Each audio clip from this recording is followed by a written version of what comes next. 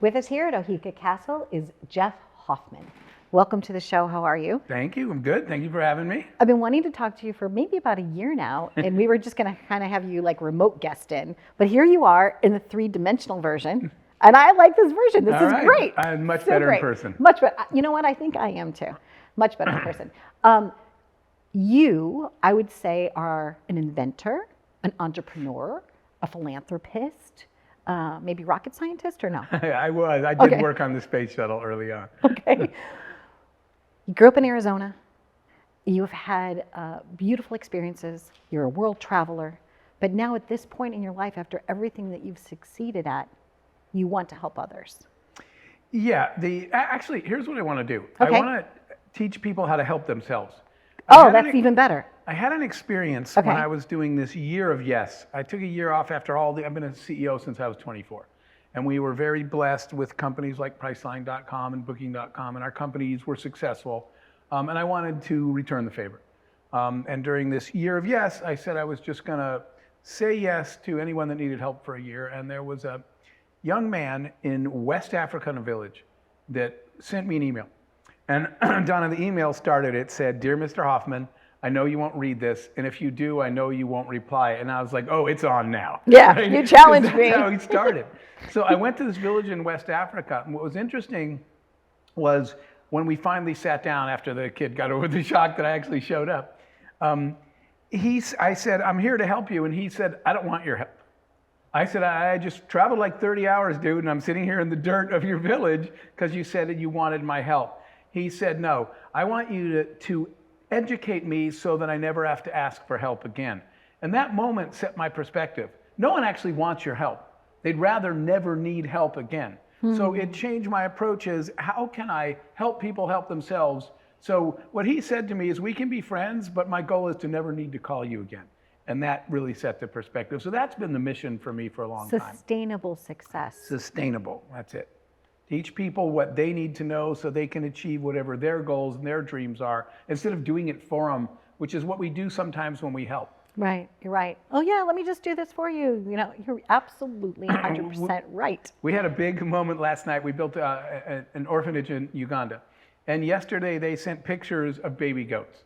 So instead of constantly sending them food or money for food, we built a goat farm, right? And chickens, and there's a pig farm. And taught these kids it's an orphanage, they're all orphans, how to raise goats, how to raise pigs. So the point is, instead of us continually feeding them, they were celebrating the birth of 3 goats from 2 moms yesterday because it's more food and it's more income. So farming is a sustainable thing. If we can get them started, they don't need us anymore.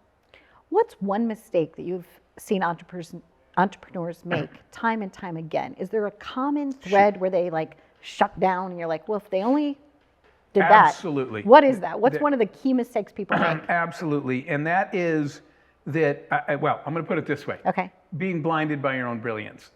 Entrepreneurs' success is sometimes the worst thing that happens to people because they stop learning, right? And they stop listening. The first time you see yourself on a magazine cover or on TV, you say, well, I must be pretty good at this.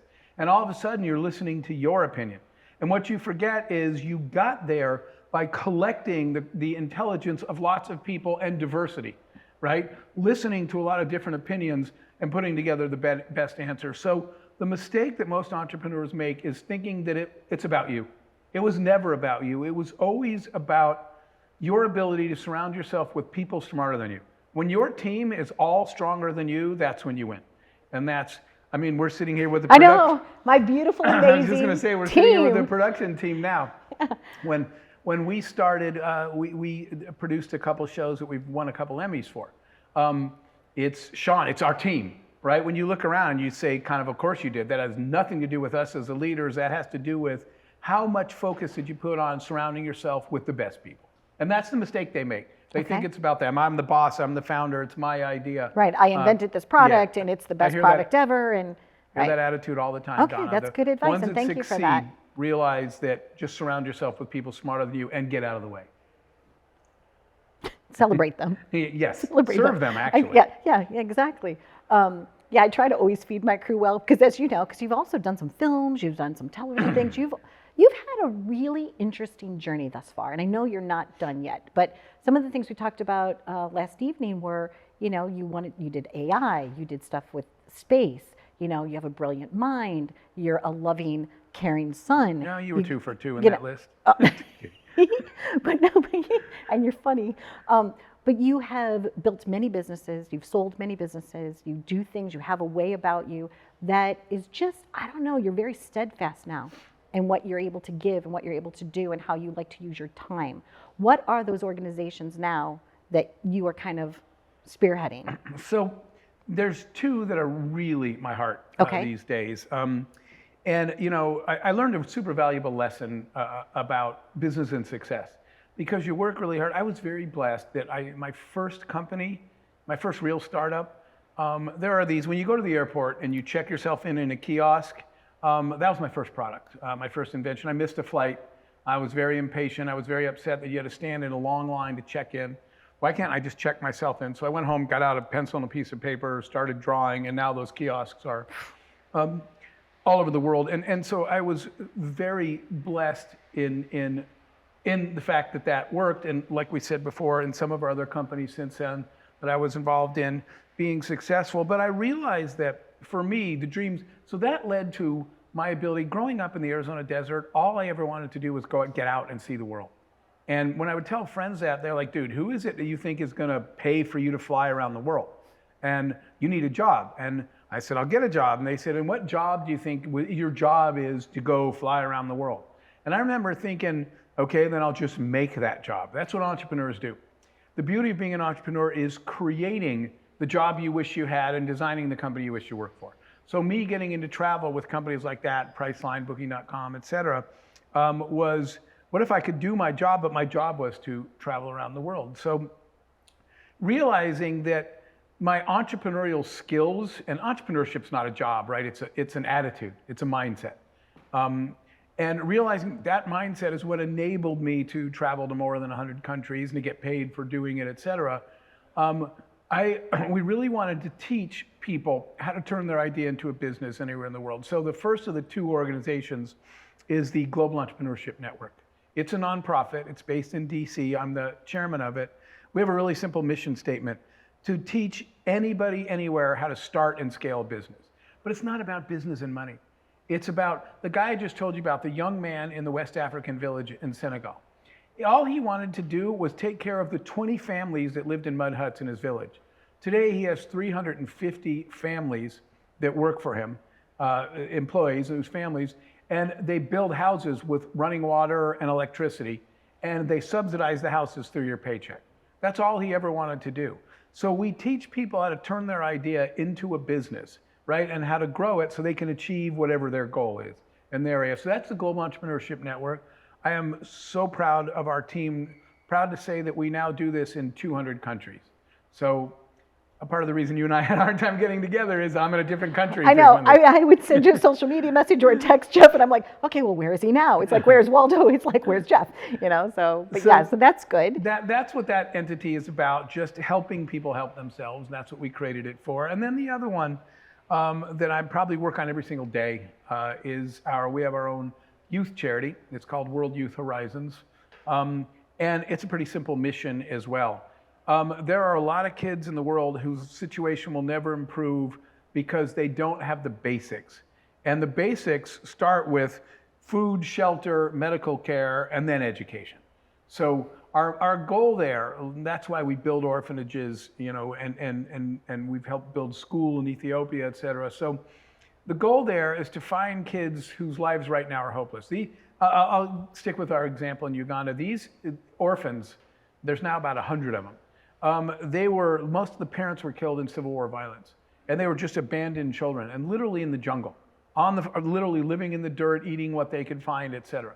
So what we do is we build them homes, right? We get them health care. In fact, this morning, I set up 50 haircuts in Uganda. We get them medical care, dental care. I was not popular on Dentist Day, by the way. I gotcha. When we had like Jeff. We feed them, right? Make sure that they have a nutrition and healthy food every day. But the most important thing is we send them all to school. And so through education, these kids can actually get out of the life they have and build a future for themselves. So that's what we do at World Youth. We do it in the US as well. But our goal is to give kids a chance at a better life by setting them up on a path that they can own and they can succeed in. And it always starts with education. Just education doesn't matter if they're not fed and they're not safe. We take care of that first. You know what I'm excited about? I'm excited about somebody that joins an organization as a youth and then goes on to help with your global initiative. Oh no, that's absolutely amazing when you have alumni that come back. One of the girls in Uganda, Grace, she's the oldest, she's 18. And she recorded a little video saying that she does want to get an education and she does want to be able to help, but she literally said that one day. She recorded a little video and said to me, I want to do this. I want to do what you guys are doing for more kids because I see how you changed my life. Beautiful. Really, really cool to see the ripple effect. It's all about the ripple effect, right? When you help somebody else, what you need them to do is continue to pay that forward. So if Grace goes on and helps 6 more kids that she finds, that's the ripple effect, and it's amazing.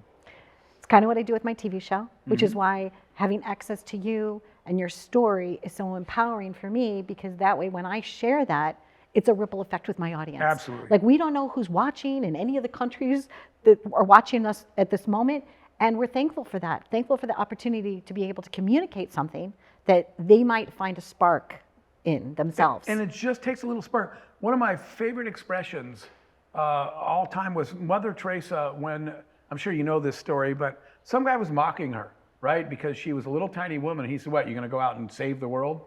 And she turned around and said, look, if you can't feed 100 people, feed one. And I just loved that attitude. Do something somewhere, right? Because that's the first pebble in the pond that starts it. So if one person watching us says, you know what, I'm gonna just help somebody near me, whether it's an adult or a child, if we all do that, right? If 100 people just feed one, we still fed all 100 people. So Beautiful. I love that attitude. Thank you so much. It's great to see you as always. And we're here today at the Big Daddy Celebrity Golf Classic. And you're speaking at the Share Luncheon, an empowerment luncheon that's going to be happening fairly soon. So we'll have a moment here, and then I guess we have to dress and carry on our day, but and maybe there will be golf. I know that you brought someone with you that loves to golf. So, you know, we are here, and it's our way also of raising funds and awareness. So thank you. Thank you for being you. Thank you for growing up and being the amazing Jeff Hoffman. Thank you, and thank you very much for having me. Lovely to be with you here today. Thank you. For more information about Jeff Hoffman, you could follow him all around the globe like I do through social media. But if you'd like to get involved in any of his activities, that's where you could reach out. And thank you for watching.